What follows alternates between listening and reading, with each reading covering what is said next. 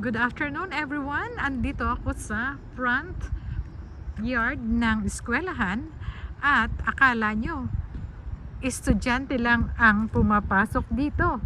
Ay ito, meron din kaming, anong tawag dito? Duck. Ayan o, wild duck. Hahanapin ko kung saan ito nangingitlog mamaya. At hahanapin ko ang kanilang mga itlog. Makipag meet and greet ka nga sa kanya. Ate, hi wild duck. Dati na natin. Hi wild duck. Oh, ayan po ang wild duck. Oh, ang dami. Hi wild duck.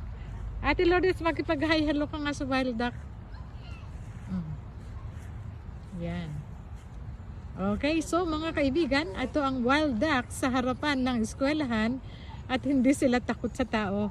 Lumapit ka nga dyan. O sige, bye. Baka kagatin ako. Baka kagatin ako. Baka tukain ako. Baka tukain ako ng wild duck. At ito ang mga fan ng wild duck. Yan o. Ngayon lang nakakita ng wild duck. Bye! Bye!